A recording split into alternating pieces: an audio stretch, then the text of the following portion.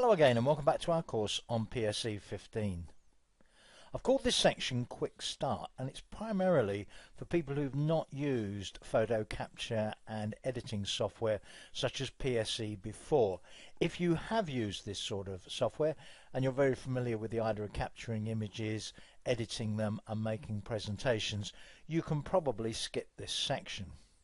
What I'm going to do in this section is to take a few images from my phone and make a very short presentation with them. I'm only allowing myself 15 minutes, so I'm not going to go into lots of detail, lots of alternatives. I'm just going to show you a pretty straightforward run through from beginning to end. So if you've not done this sort of thing before, I hope that it's going to put many of the topics we cover later on in the course into perspective. I'm using an iPhone here, and I'm going to capture the images by connecting the iPhone to my PC using a USB to Lightning cable. Obviously I could do this wirelessly, but as I say, I'm not going through loads of alternatives.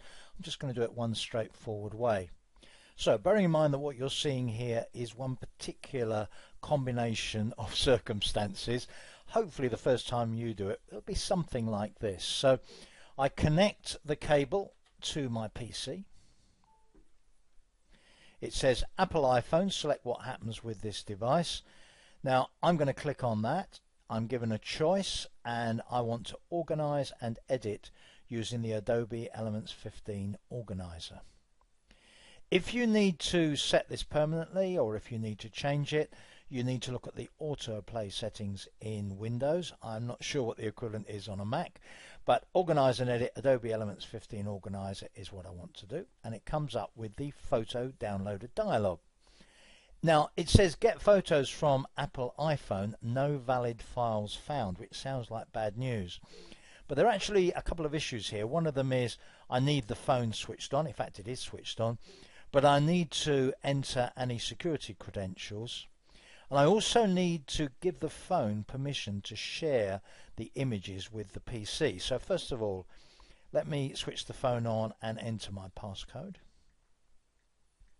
And then on my phone, a little dialog comes up, allow this device to access photos and videos.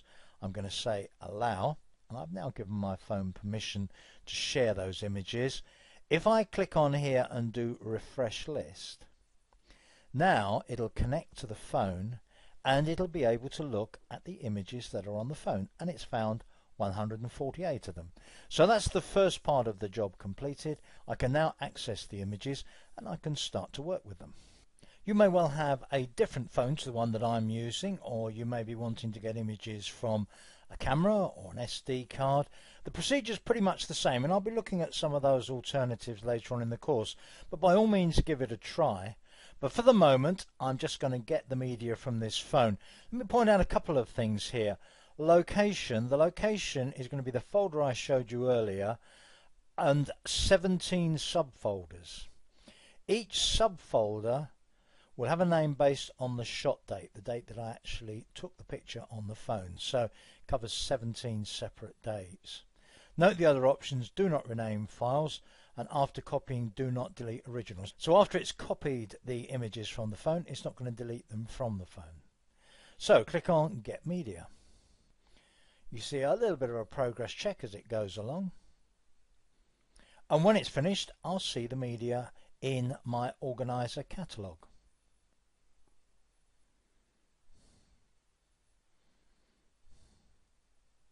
I'm now in a pretty familiar situation, and that is one where I've captured a number of images and I'm looking at them in the organizer in what's called the media browser. On the left you have a panel, My Folders, and that lists the 17 subfolders that these images are in. Now there are many things that I could do at this point, and ultimately towards the end of this section I'm going to make a slideshow out of a few of these images. But let's look at one or two of the things that I might do. For example, there's a picture in the top row just over here on the right, which is clearly an accident. I've accidentally taken a picture of my foot. If I right click on an image, one of the options is delete from catalog. If I click on delete from catalog, click on OK, that particular image will no longer appear in the media browser. Removing it from the catalogue, however, doesn't remove it from its physical location in a folder on my hard disk. If I want to get rid of it from the catalogue and physically delete the image as well, I need to check this little checkbox here. If I now click on OK, the picture of my foot will be removed from the catalogue and the physical file from my PC as well. So that's the foot gone. Note the little tick mark there. The tick mark indicates that a particular image is selected. And there are many things you may need to do to an image where you need to select it first. In fact, you may need to select several images. If I want to deselect an image, one of the options, if I go up to the Edit menu, one of the options is Deselect. So typically when I'm importing images from a camera or phone, there'll usually be some images that I don't want to keep. Let me get rid of some of these others. I don't want to keep that one. I don't want to keep the one next to it. Note that when I select an image, it deselects the one I've selected before. If I hold the Control key down though, I can select as many as I like at once, and I can select them from anywhere in the set of images that I can see in the media browser. So there's a whole load of other images here that I don't want to keep at this stage. Having selected them, I can right click on any of them. I get that contextual menu. I'm going to delete those from the catalogue, including removing the physical files from the hard drive. So let me click on OK to get rid of these. Having done that, I have one image selected here following the deletion. I can either use deselect that I showed you earlier, or when I just have one selected, if I just click, that will deselect it automatically as well. Now my intention is to make a little slideshow out of a few of the pictures from the top row there, but clearly one or two of the pictures have some problems, so let's do a little bit of fixing. Very often you will fix pictures or enhance pictures in the editor, but there are some pretty good editing facilities in the organizer as well. And what I'm going to do now is choose one of these pictures, that one, a picture of Glastonbury Tour, and if I double click on it, I see that single picture blown up to a much larger size. There are various things that I can do to it, such as, for example, add a caption to it. It's quite a dark picture. It was taken on a dull day with the light on the other side of the tour itself.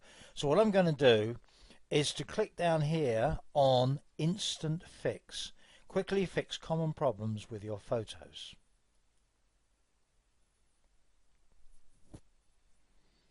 And one of the things that I can do in Instant Fix is to lighten a picture. Now on the right you have a number of options: crop, red eye, effects, smart fix, light, color and clarity. I'm going to go for light, and when I click on that I see a number of options for how I can affect the light of this image.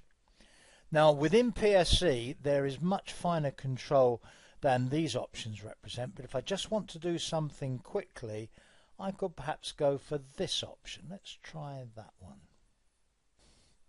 Now if I slide this bar up, look at the picture as I do that, you'll see a preview in each case. If I just give it a moment, I think that one looks fine. I'm going to click on Save.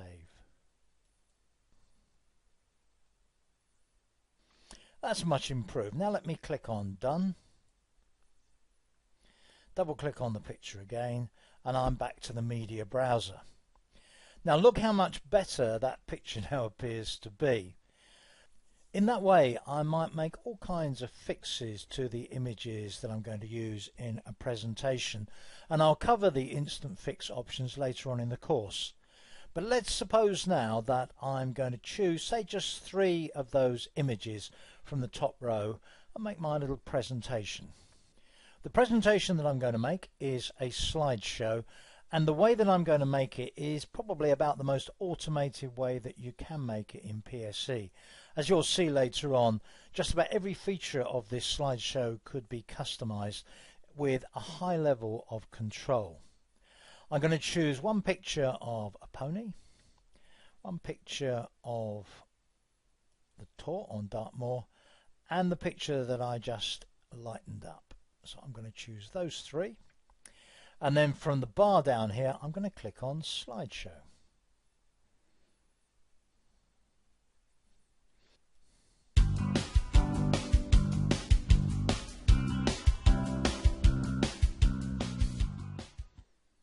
And there is my slideshow. I can save it as a slideshow.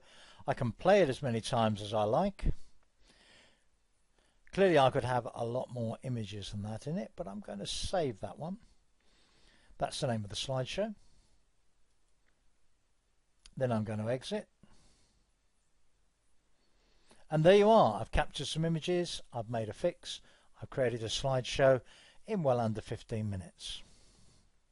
I have just one other thing to explain in this section. The slideshow actually becomes part of the catalogue. You can't see it at the moment because what we're showing in the media browser at the moment is the last import, the last batch of images that were imported. If I click here on back, it takes me to the full catalogue, and this includes soundtracks, music that I can use in slideshows.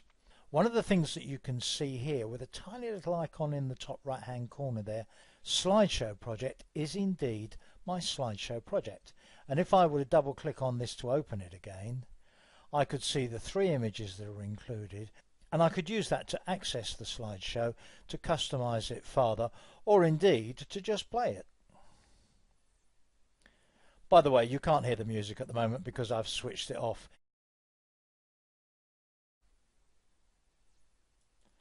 Click on exit to finish, and click on done when I finish using or customizing the slideshow. So I'm now looking at my catalogue with all of the images that I've so far imported into it, any projects that I've produced such as the slideshow, and also some of the music that's available to accompany slideshows. So that's our quick start. Hopefully that gives you a good idea of some of the main things that you can do with PSE, but of course there's an awful lot more that you can do as well. And in the next section, I'm going to set you your first exercise. So please join me for that.